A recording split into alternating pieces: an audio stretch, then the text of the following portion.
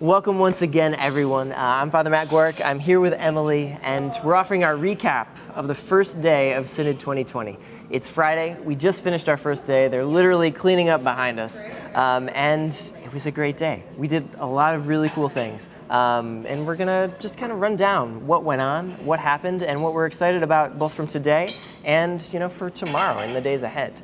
We started with Mass. We were at St. Jerome Church over in New Britain. It was a beautiful Mass. The Archbishop was our main celebrant today, and Father Stephen Boguslavsky was our homilist. I think he did a great job. Are you It was okay? very inspiring. Yeah, it was very relatable. It was wonderful. Yeah. He did this wonderful job of, I think, reminding all of our delegates why we're here. And it's simply the fact that we experience Christ in very real ways in our lives. It's not always about this, high and mighty theology, but in ourselves, in our bodies, in our lives, Christ is there. And that's why we can all take our experiences and kind of, go out from there and say, well, my Christianity, my Catholicism, my experience of Jesus is important, and I want to share that. And that's exactly what we then, got to do later in the day. So we finished Mass and we made our way here to the hotel where we're having our synod. And the first big thing that we did was listen to Archbishop Blair. And he gave a talk basically offering an overview of the diocese, an overview of what's been happening in recent years, an overview of some of the struggles that have happened not just here in Hartford, but really around the world over the last couple decades. He offered some very sobering statistics, I think, Absolutely. About the drops, the declines in what's been happening. But then he took that and he spun it around and he said, even in the midst of all that, we have hope. Now, hope. Any thoughts on hope? Hope.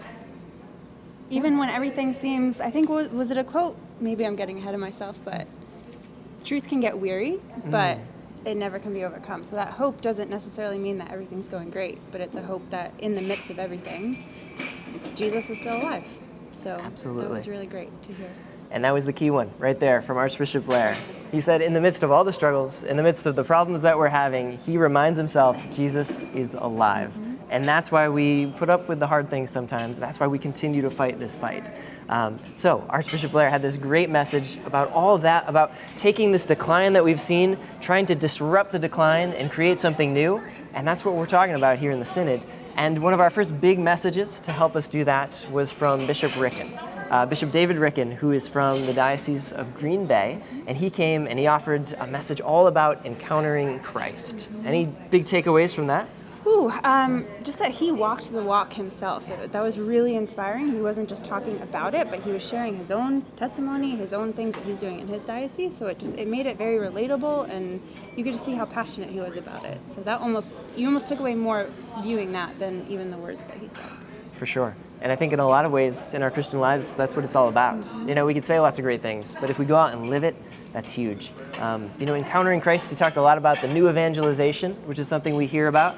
And he talked about how it's not a new thing in terms of content, in terms of, we don't have a new Jesus or anything like that, but it's a new way to get out there. We have a new ardor, we have these new methods, we have just this new approach. That's what this new evangelization is all about. That's what we're trying to do as an archdiocese. And so we took that idea and we said, okay, how can we do this in a new way? And we split off into 10 big, small groups, I guess you could say. There were small groups, but about 30 people in a group, so a pretty big group. And we said, well, here are our ideas, here are our big propositions. How can we live these out in a practical sense? And it was a really interesting exercise I found in my group. I don't know about you. Yeah, it was this great chance to really just say, how can we actually live this out? Was it easy for your group? The growing pains at first. Sure. We kind of had to explain the process a little bit, what it is, what it wasn't. People were just really eager to talk about what they've been thinking about this whole time leading up to the Synod, and so trying to kind of get everyone to focus and do it. But someone would bring up something that maybe not everybody had a consensus about, but just that process of working together and kind of brainstorming together, I think in the end was very fruitful. Hopefully in the next few days, it'll be a much more seamless process because we kind of got the growing pains out now. I like the hope you have there. Hopefully it will. It was really interesting for my group as well, trying to find all these different ideas from all these different people.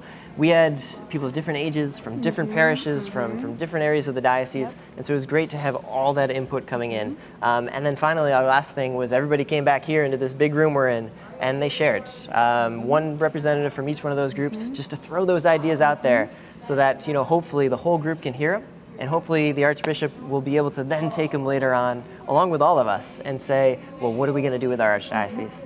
That was day one. A lot of stuff happening day one, and we get to move on to day two. Right Excited now, about day two? Really excited. Nice, me too. Yes. I'm glad. Yeah, it's this great opportunity. We have to continue. We've got more speakers. We have more opportunities to pray. We have more opportunities to join you. So thank you so much. Synod 2020, Grow and Go. That's what we're trying to do. And so we hope that you'll continue to join us, and we hope that you experience your synod along with us these next couple days.